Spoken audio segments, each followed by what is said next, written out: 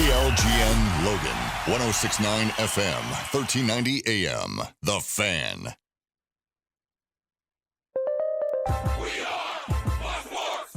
What you need to know. In the best-of-5 National League Division Series, the top-seeded Braves with the best offense in the regular season got shut out in Game 1 this weekend. They're losing 3-0 to the Phils again. Top of the third inning right now. JT Realmuto has just hit a 2-run homer, and the Phils starting pitcher tonight, Zach Wheeler, has 6 strikeouts at Atlanta in the first 2 innings. Coming up at 9 p.m. Eastern Time, Arizona, 6th seed, is up 1-0 and playing at the Dodgers again. L.A. will have rookie Bobby Miller on the mound tonight, and Lance Lynn will start Game 3 Wednesday for L.A. As for the NFL matchup in Vegas, 8:15 p.m. Eastern Time, the Raiders, who've lost 3 in a row, will be home to Green Bay. Devontae Adams was questionable, will play at wide receiver officially for the Raiders after last weekend's shoulder injury. Green Bay running back Aaron Jones with the bad hamstring is out, and Colts QB Anthony Richardson could miss at least a month. I'm Steve DeSager. Do you know who this is? It's the Full Court Press with Eric Frandsen and Jason Walker. Welcome back to the to the show that we're doing right now. Following the local teams, breaking down the biggest games with in-depth analysis and team interviews. There's going to be much higher expectations, sense of awareness of what we bring to the table. Join the show by calling into 435-752-1069 or text 435-339-0321. It's the Full Court Press. Throws, ends it. Yes! Caught! Touchdown! Did he get it?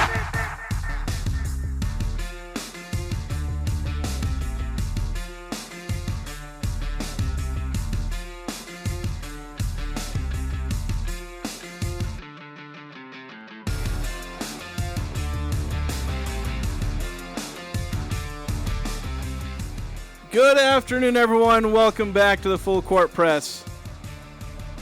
Especially welcome to 2776. Wasn't happy we didn't read off his text earlier. Sorry, we ran out of time. Didn't get to it. A couple of the texts we had to push into this hour. So 2776 saying, is he saying he turned 41 over the weekend, or is turning 41 over the weekend? I think it's turned. Okay, so turned 41 over the weekend. Dusted some frat boys, shotgunning, still got it. Open challenge to any Pikes Friday night. Oh, boy. There you go. Congratulations, 2776. You still got it. So share some of your elderly wisdom. Yeah. Another text, though, that did get sent in. Anderson excuses Hillstead and Bonner's interceptions, but blames Legas publicly for his mistakes. Must be nice to be his recruit. Anderson has been critical of Hillstead. I don't know this narrative of him, being too nice to Hillstead. He's noted the mistakes that Hillstead made, and has not excused them. And he's openly said, "I don't care if you're a freshman. You can't turn the ball over like that." That narrative doesn't have much to stand on, because he said, "Okay, you're a freshman. I don't care. Do not make that mistake." And then when Cooper Legas makes those mistakes, he says, "You cannot make those mistakes." And he's upset at both of these guys over the mistakes they've made. So, he's not coddling McCae Hillstead and dragging on Cooper Legas. Yeah, that's not happening. Yeah, he has been critical of McCae. He has made it clear that he's coaching him hard on the sidelines as well when he makes mistakes. Because you're going to be a starter at this level, you can't make these mistakes. He's made that clear on a couple of different occasions. I think that the other thing that, and I talked about this on Saturday, I think that some people are wondering why things seem to be different with Coach Anderson with Cooper Legas versus how things were with Logan Bonner, who clearly wasn't right. He was making bad plays. He was making mistakes. But he seemed to be giving him more opportunities and more chances. I think there's a couple of things at play here. I think that Cooper Legas has been in the system for quite some time. Coach Anderson has seen Cooper Legas for quite a while. So he knows what he has or what he doesn't have with Cooper Legas. And so I think there's a sense of frustration that here's a guy who's been in our system for a while and he's still making some of these mistakes. So I think there's that aspect of it. and you got a true freshman who's just coming in. So there's a very different aspect of what you think your player should know at this point, being in your system. But I think the other point too is I'm going to give Blake Anderson a little bit of a benefit of the doubt in the fact that he may have, even though he was highly criticized and he fought back against it publicly, I think he's learned a little bit. I at least hope that he's learned a little bit that he hung on to Logan Bonner a little too long, and at Logan Bonner's detriment and the team's detriment, and that over time, I'm going to hope that he has recognized that a little bit, and that he stands in contrast with how things played out this year with the incoming starter, the heir apparent, the guy who should have been the starter, the veteran guy who was starting to make mistakes. He didn't waste as much time making his decision to make a change at quarterback. Yeah, and I think another aspect of this is with Logan Bonner. You know, with Cooper Legas, I'll start with this. With Cooper Legas, his history coming into this year was not the history Logan Bonner had going into 2022. Yeah, true. Logan Bonner had a record-setting season. That's what his background was, and that's what Blake Anderson is saying, okay, he just needs to get back to what he was last year.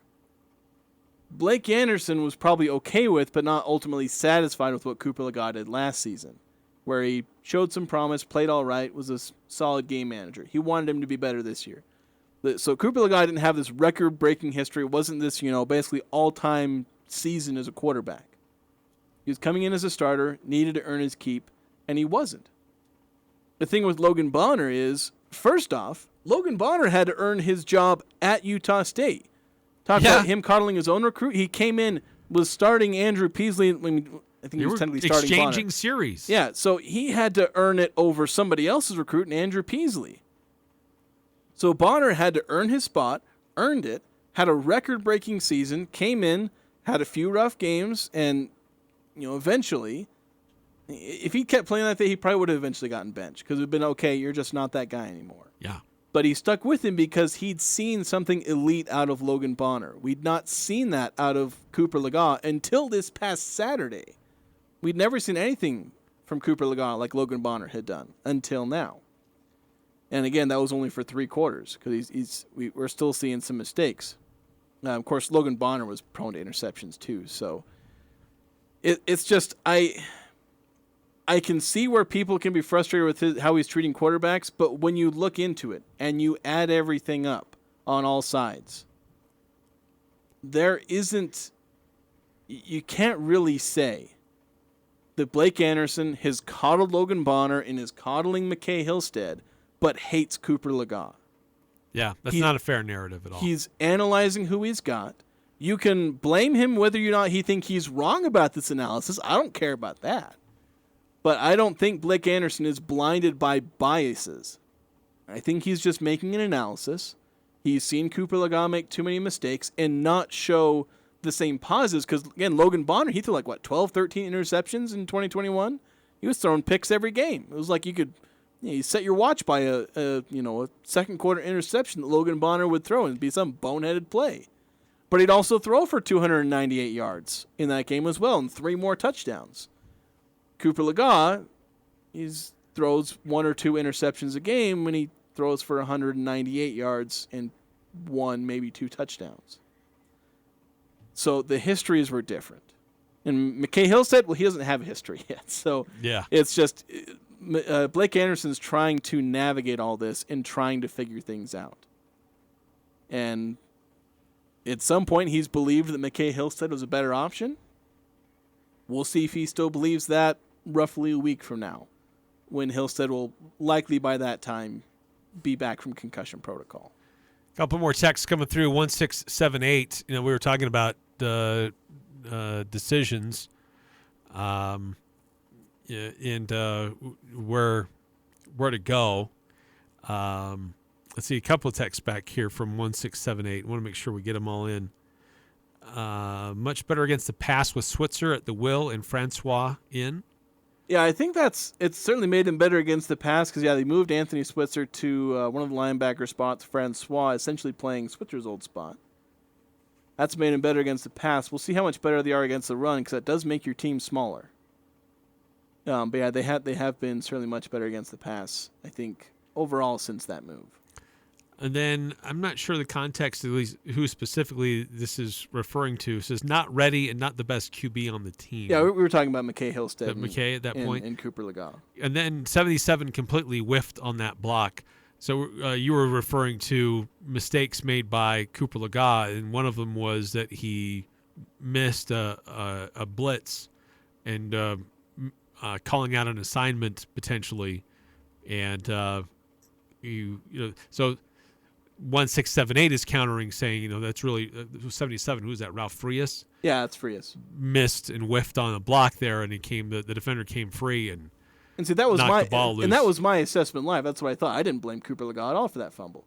Anderson says that he missed something that he should have, spotted that. He's criticized McCae Hillstead for the same thing, for not spotting. It seems clear that quarterbacks are at least partially responsible for calling out pass coverages. And so that's where he places some blame on Legas. He's placed that same blame on Hillstead. Like in that Air Force game where he sacked a bunch of times, he blamed Hillstead for most of those sacks, saying, yeah, you should have seen those protections. And he did wave some of them off for being a freshman, but he did say, hey, that's Hillstead's mistake, and that's something he needs to learn. So, he whiffed on the block. I'm presenting Anderson's statement as is. He says this, so I guess I'm gonna have to trust him there. My assessment live was they completely blew the block and Cooper got blindsided. Yeah, it certainly didn't help. So 8968 texting in, I'm good with either quarterback. The big thing is Hillstead shouldn't be rushed back. Let's hope Coop doesn't get hurt. Yeah, Cooper Legas has been. It felt like in 2022 he was a little prone to bumps and bruises. He's been an Iron Man this season. He's taken some licks. He's taken some shots. He's run the ball. Been fine. I mean, I shouldn't assume that that's going to be the case always, but he's been a tough guy. Like Logan Bonner was, because Logan Bonner took a lot of shots. Yeah, he did. You always wondered if that guy's going to be able to get back up off the turf. Yeah. And he did. I think Cooper Legas has held up really well. I think strength and conditioning-wise, he's improved himself and improved his own durability there. Yeah.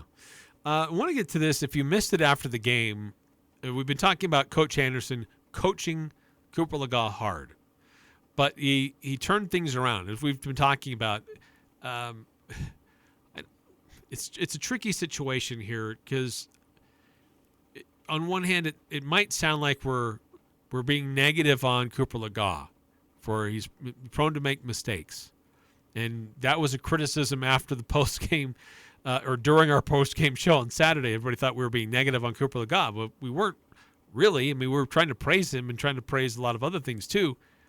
But it's clear that he has made mistakes, and there are reasons why Coach Anderson made a change at quarterback earlier in the year. But there's also no question that Cooper Legas really turned things around and played, as you've already said, at a very high level, an elite level, through 3 quarters against Colorado State. So that's a pretty quick turnaround from a very, very bad, one of the worst first quarters we've seen, at least since James Madison or UConn or Air Force. Since the last game they played? Since the last few. But then he turned it around and was making some great throws. Yeah, and especially, I don't know if there's any specific clip from Anderson if you wanted to, from what he said. But was there a particular one? Yeah, just that clip number 1. Number 1? Okay. Yeah, this was in the post game. From what Anderson said there. Here's what he said. Watching film, I expected there to be enough separation to just try to put it right on the receiver. And sorry, that's the wrong one. That's from Legas. That's Cooper's. Sorry, I have this parentheses from the post game, and I clicked on the one that said Cooper Legas. I don't know where Anderson's is. Did I load that one? Oh, there it is. It's hiding from me. Okay, here's Blake Anderson, not Cooper Legas, talking about Cooper Legas. About Cooper Legas. Sorry about that. I think he took a good butt chewing, a couple of them, as I said. He kind of reached a point where he calmed down and just kind of stayed within what we're asking him to do. He still made a couple mistakes later. The fumble, he missed the protection there, That should have been a routine play. Shouldn't have been a fumble. I think the one thing that he's doing really well right now is just kind of continuing the process. When things don't go well, he doesn't go in the tank on me. He takes a good, good butt chewing and responds, and then goes out and does what I'm asking him to do. I think we've got the people. If he can do that consistently, we've got the people to help him. He doesn't have to carry the load. So just his resiliency is one of his biggest attributes and characteristics that allows him to do what you saw tonight, to do what he did last week. I just say this. I think Cooper Legas is perhaps the most perfect representation of the Utah State Aggies this season. This is a guy who's gone out and made so many mistakes, but he has also played as good as anybody on the team. Resilient? Yeah, resilience. He's had his screw-ups. And mind you, Cooper Legas is not the only one to make screw-ups. But, he himself is just this perfect example of who the Aggies are.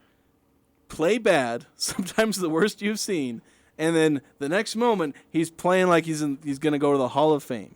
Like I said, the last 2 games, you add up the numbers, the thing is, 30 outside of, so if I exclude the 2 interceptions he made, or that he threw on this last game, his stats would be 30 out of 40, which is 75% completion percentage, 14.8 yards per attempt, which is, you're a solid quarterback if you average half that number.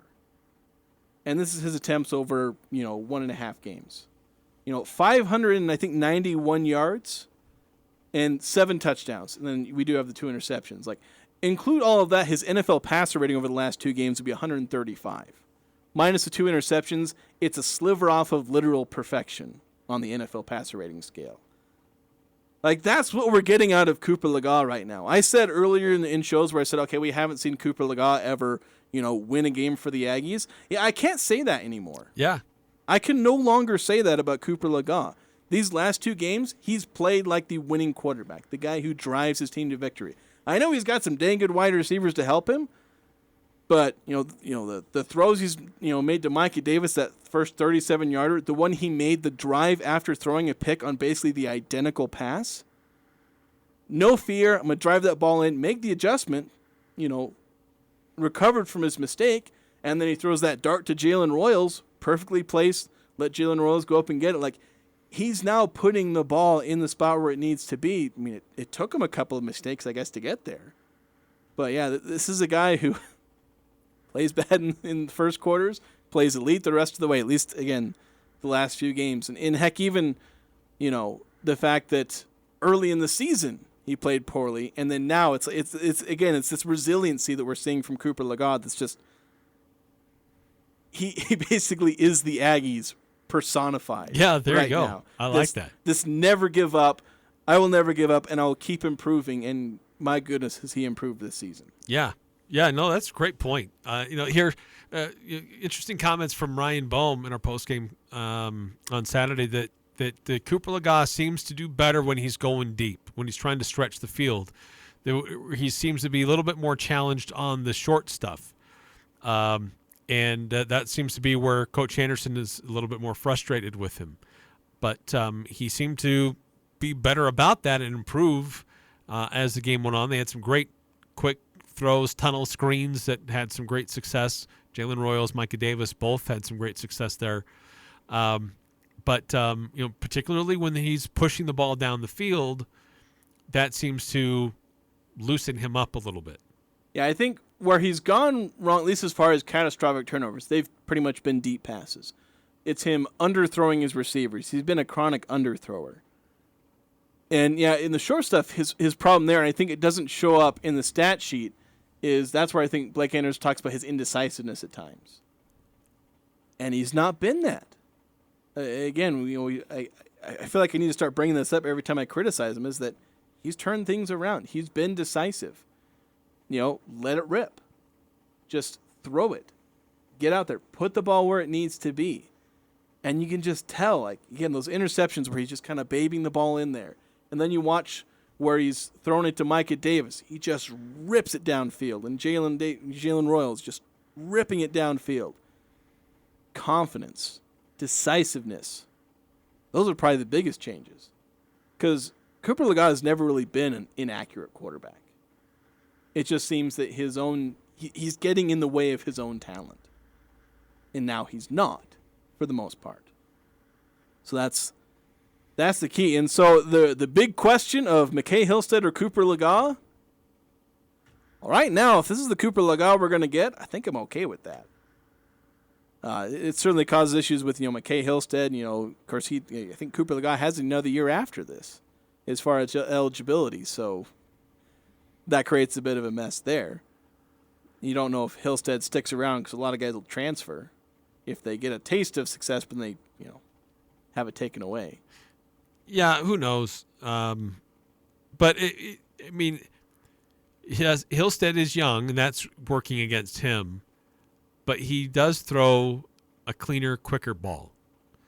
And that is the style of offense that Coach Anderson wants to run with a quarterback who can do that. Yeah. It's taken a while for Cooper to get into that, and it still takes him a quarter to get into that in the games. So can that process be sped up? And, can we have the whole team speed up that process? Than at Fresno State on Friday? I don't know. Maybe moving it a full day earlier moves up their timeline. And yeah, are they going to play better now on Friday? It's just, I don't know. It's so weird. Or are they going to play worse because it's even earlier? Should they play on Sunday instead? Gosh. They'll play even better then?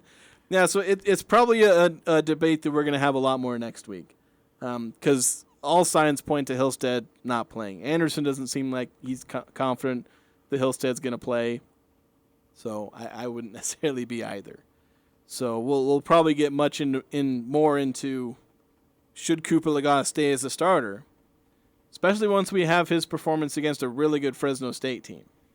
But that'll be something we figure out a week from now. Yes, that's right. So we're going to take a break. Coming up next, we'll start talking high school football. And we'll go ahead and start by going into the break by calling for the Old Grist Mill bread and butter play of the game. I believe Jake Ellis and the coach John Olson identified this during that broadcast. Skyview's win over Mountain Crest. We'll talk about that among other games coming up next. So if you were listening in, caught that play, go ahead and call in now, 435-752-1069. And if you can correctly identify that play, you'll win 4 free loaves of bread. But coming up next, got high school football. S.C. Needham Jewelers is where Utah gets engaged. Couples throughout the state buy their rings from S.C. Needham Jewelers because of our low prices, extensive ring selection, and extraordinary benefits and services with financing available. Go to scneedham.com to learn more. We have many unique and beautiful engagement rings starting at $500. You'll find affordable engagement rings with our integrity price guarantee. This is why we are where Utah gets engaged. Open Monday through Saturday, 10 to 7. S.C. Needham Jewelers, middle of the block, at the sign of the clock. Prodigy Brewing is celebrating fall in the air. Kids are back in school, USU students are on campus, and weekends are for football. At Prodigy Brewing, you'll find something to satisfy everyone's tastes. Juicy burgers, sizzling wood-fire pizzas, tasty salads, and a kids menu. Alrighty, here's your cheeseburger. Enjoy. Thank you, Cache Valley, for voting Prodigy Brewing the best bar and grill and best craft beer in northern Utah.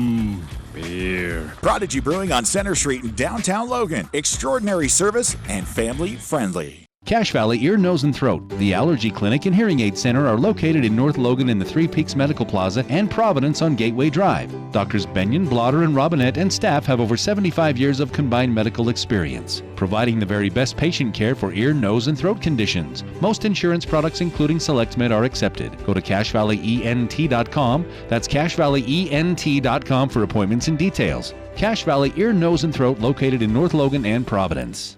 The Cache Valley Media Group is currently looking for a traffic coordinator and an administrative assistant. Duties include scheduling radio and digital ads, assisting with sales, answering phones, greeting the public, and data entry with a high level of accuracy. Must have knowledge of Excel and Word and have basic accounting experience. Previous media experience is a plus, but not required. Spanish is helpful. Starting pay is $16 per hour. Benefits and training provided. Send resume to jobs@cvradio.com. That's jobs@cvradio.com. An equal opportunity employer. In honor of all those we've lost to cancer and those still fighting and thriving, like basketball analyst and cancer champion Dick Vitale, I want to beat cancer. I'm going to beat it. That's no doubt in my mind. I'm going to win this battle. Defeating cancer will take all of us. Join our team to help fund game-changing research that saves lives. At the V Foundation, V is for victory over cancer. V is for victory over the odds. V is for victory over health disparities, victory over setbacks, victory over the unknown. V is for victory over giving up. Don't give up. Don't ever give up. Join the V Foundation team and help save lives. Cancer can take away all my physical abilities. It cannot touch my mind, it cannot touch my heart, and it cannot touch my soul. Join our team in the fight against cancer at V.org. Interviews, analysis, and a little bit of fun mixed in. The Full Court Press on Sports Talk Radio, 106.9 FM, 1390 AM. The Fan.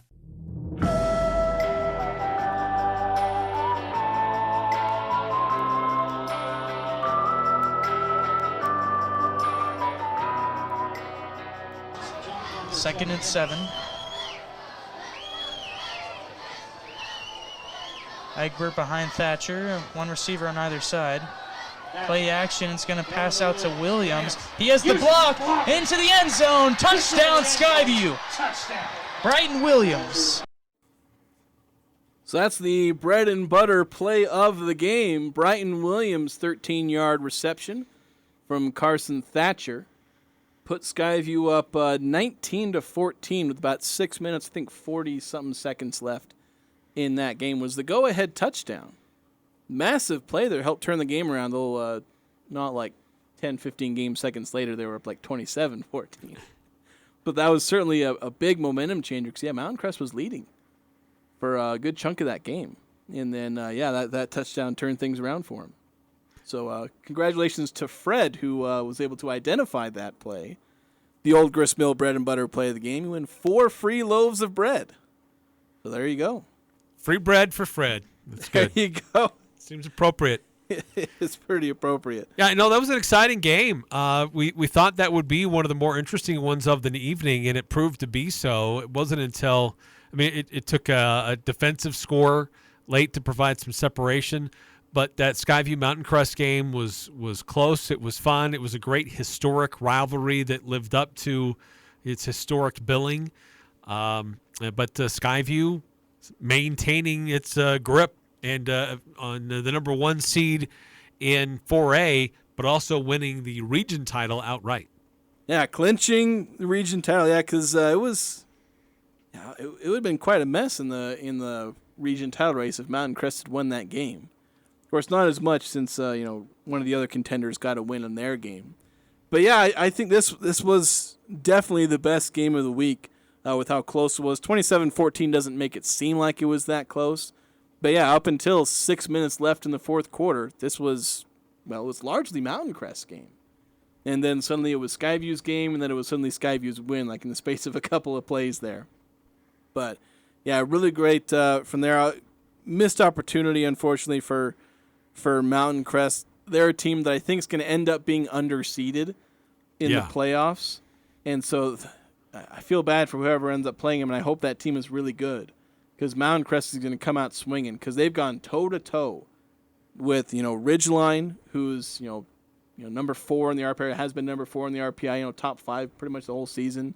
They went toe-to-toe with Mountain Crest. We're winning over the team that's pretty far and away been the number 1 team in the RPI. There's a pretty wide gap between them and, number 2.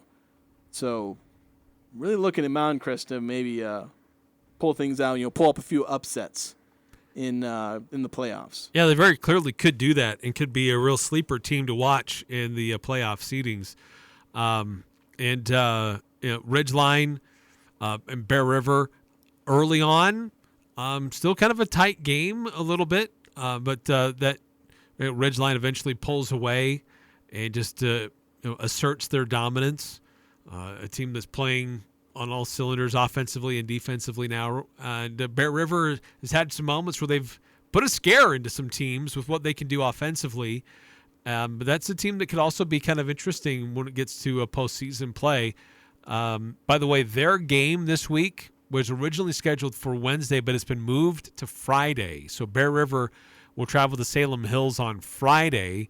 A couple other teams will play on Wednesday, but the Bears originally had a game Wednesday, but it has been moved to Friday this week. Same day as the Aggie game. Yeah, I know. Little unfortunate there.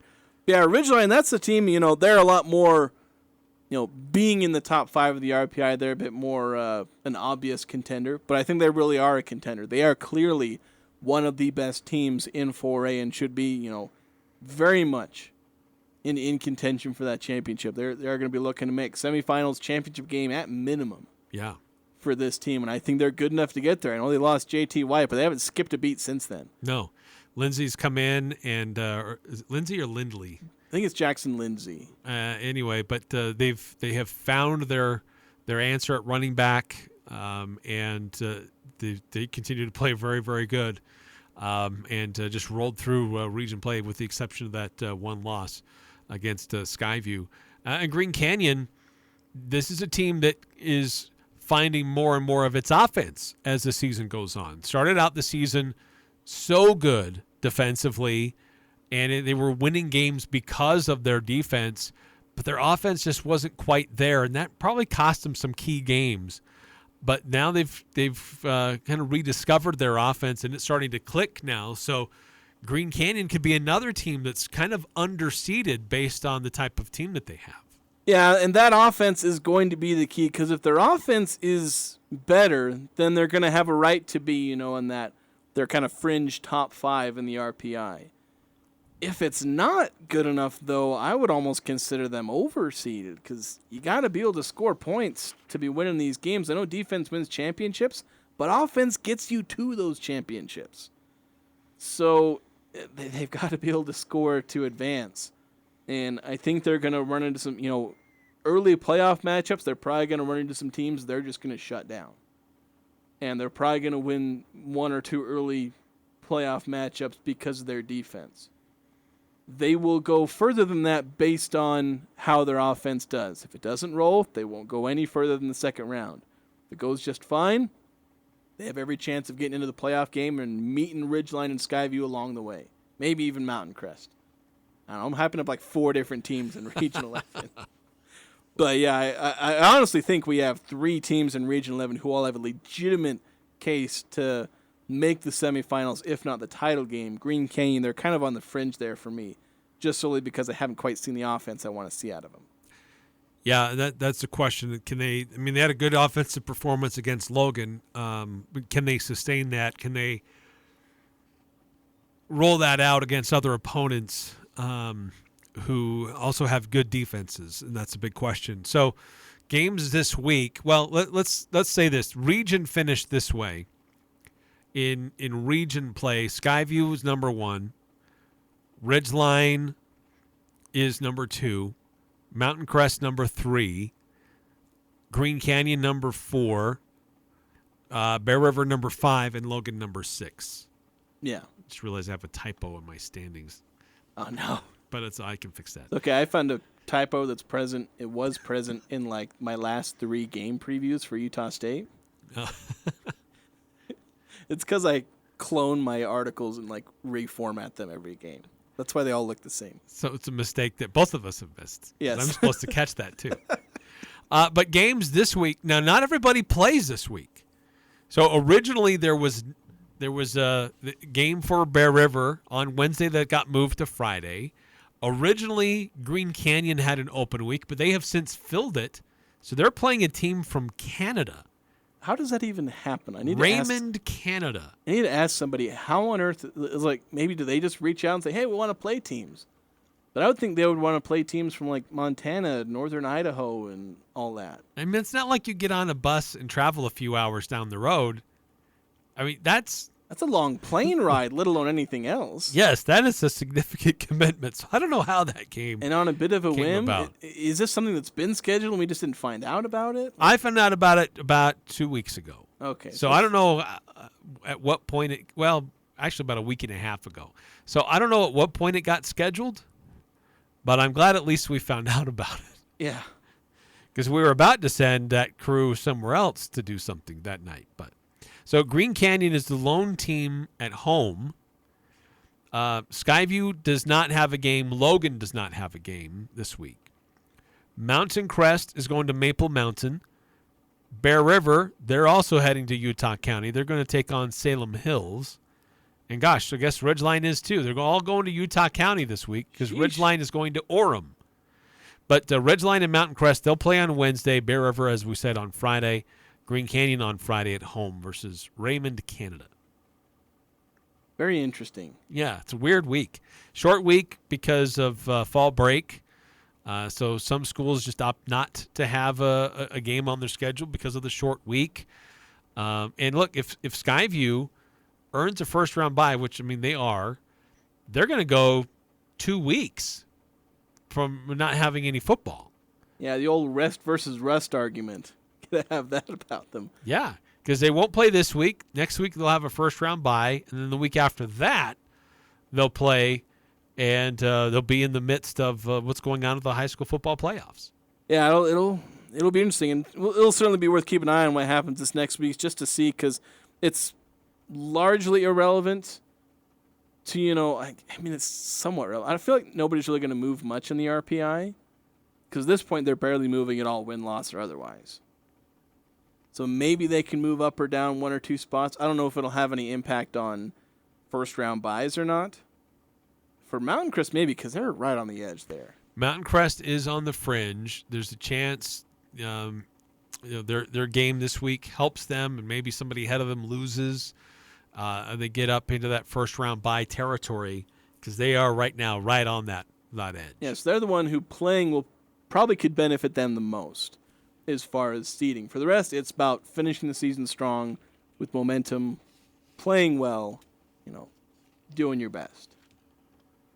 So, yeah, in fact, I'm trying to see where Maple Mountain, what their current standings are. Oh, I haven't paid attention to Maple Mountain since Logan played them in basketball last year. So, I know they're a 5A school and they're 4-5 on the year. Yeah, so I don't know if it'll help them a ton, because that's the thing, is there's 2 aspects to it, because the funny thing is that losing to Skyview may actually have helped Mountain Crest in the RPI, because you get an increase in the opponents and opponent win percentage, but you do get the loss in your own win percentage, which makes up roughly half of that number. But maybe they balance each other out. But the thing is, Maple Mountain, you beat them, but they'll lower those numbers slightly. Or I don't know how much their opponent, Maple Mountain's opponent win percentage is. But it's, I don't know, it's this balancing act that sometimes winning can't help you and losing can help you. As long as you're losing to really good teams. Yeah, that's the thing. You lose to a really good team, it doesn't hurt you. Right. It doesn't hurt you to play the game one way or the other. Yeah. A couple of texts rolling through before we take a timeout. 5338. Hey, Jaywalk. Speaking of offense, how about Bill Bellylaugh and those Patriots? Are you and Sanjay Albertson playing a candlelight vigil? Maybe I should be. It's not going really well with the Patriots there. I'm starting to pine for better days. It's not looking pretty. Then 1678. Is this team Green Canyon play similar to Bishop Sycamore? Possibly. I don't know. Is it like the team, a traveling team? I've heard of Bishop Gorman. It's a team out of UNL or Las Vegas. I don't know if Bishop Sycamore is something. Oh, wait, no. Bishop Sycamore was the fake one. That was the fake school. Oh. That ended up on ESPN. Yeah, Bishop Gorman, they're a traveling team. I don't know. Are they playing a fake high school team from Canada? I'd forgotten that was the name, because I thought of Bishop Gorman, too, when he said Bishop Sycamore. I forgot Sycamore was the fake one. Oh. I hope not. Yeah, well, it'd be entertaining. Yeah. I'd find it incredibly entertaining if a fake high school came down to play Green Canyon. Pay money to go to that game. Oh, gosh. Weird. So I guess we'll find out. Everyone show up to that game. That one's on Wednesday, right? Yeah, That's Wednesday. So show up Wednesday. We'll be there with cameras. See if it's on the radio. See if it's a fake high school team. Yeah. Or not. I won't be able to go, unfortunately. But we're gonna go ahead and take a break. Come back. We'll swing back to the Aggies. I think there's a couple more talking points we can make with their win over Colorado State. A couple more things we can talk about, and we'll have that coming up next here on the Full Court Press, 106.9 FM, 1390 AM. The Fan. Clean it up and get it out this fall. Don't wait another winter. Let DD Auto and Salvage pay you for that junk vehicle. DD Auto and Salvage makes it so easy and fast to get rid of your junker vehicles by paying you the most money possible. Pickup is available. If you have metal, DD Auto and Salvage in Logan want to pay you today. Search DD Auto and Salvage today or call 787-1204. That's 787-1204. See store for details.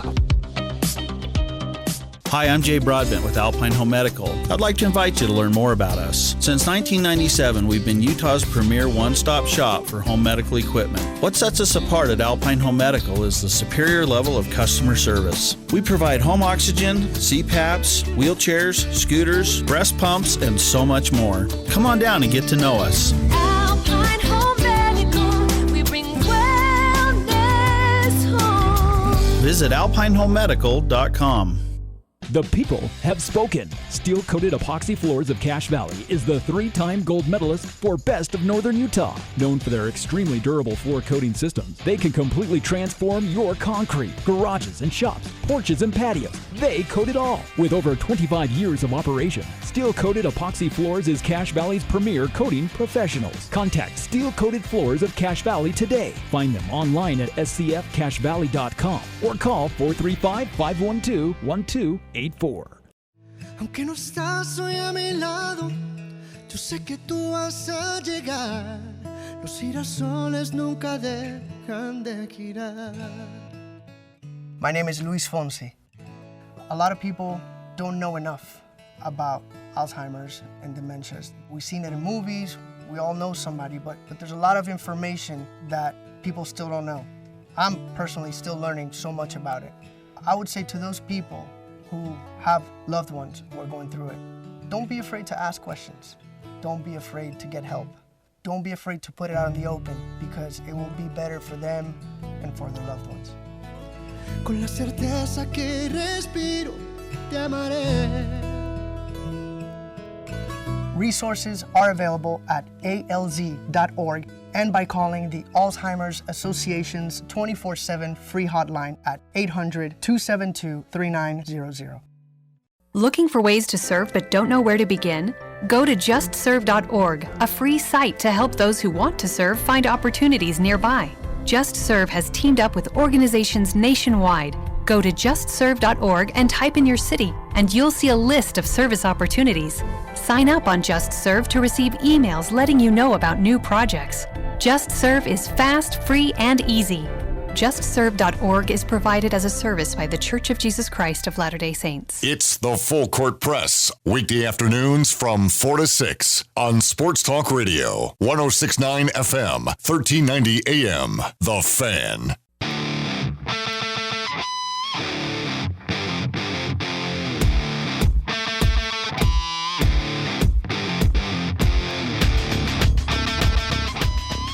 So one of the kind of underlooked things, aspects of Utah State's win over Colorado State, I think really was the run game. And that's something the Aggies, they've been on and off with. I mean, they were absurdly dominant in the Idaho State game, got, 380 rushing yards? Oh, Daryl's Appliance. I don't know why that started playing. Hi, Daryl's. Hey, there's a rooster. I don't know why another one of our breaks started playing.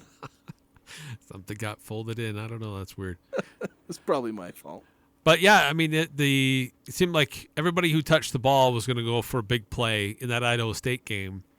But as the game went on, it seemed like anytime anybody touched the ball for Utah State against Colorado State later in the game, it was going to be an explosive play. Devon Booth was fantastic. 141 yards on 14 carries. Briggs was solid, one of his more solid games that we've seen so far this year. Faison had a solid game as well. So it was 252 yards rushing. You have to take the 20 away from the sacks. Cooper. Sack adjusted. I mean, I think they have the stats. Sack adjusted yards per rush. The Aggies were at 5.9 yards per carry. Adjusted for sacks. That's an incredible average. Yeah, that's you You're much. Gonna get a lot of first downs. Yeah, you'll love that average. Yeah, because Booth, he's averaging 10 yards per carry. Briggs, a decent 4.2. But he was taking the volume of carries. He took 19 rushes. And, yeah, I got the 80 yards, phased on, doing his usual thing. Limited carries, but usually looking pretty good doing it. So, yeah, I just really loved the running backs. Obviously, they didn't get the focus because they're focusing on Cooper Legas and Ike Larson, all that. So, underrated aspect. But Coach Anderson was asked about, the running backs. That's about Booth because he seems to. This is Raiders football. They keeps playing our, on Compass Media ads. Networks. Oh, we got Monday Night Football. Oh, send the man in motion. So it's taking over. Gets it down, gives it to Jacobs. We got to get out of the way. All right. Touchdown Raiders! Josh Jacobs. I guess we're going to go ahead and step aside. Have a good one, everybody. Enjoy the game, everybody. From the one.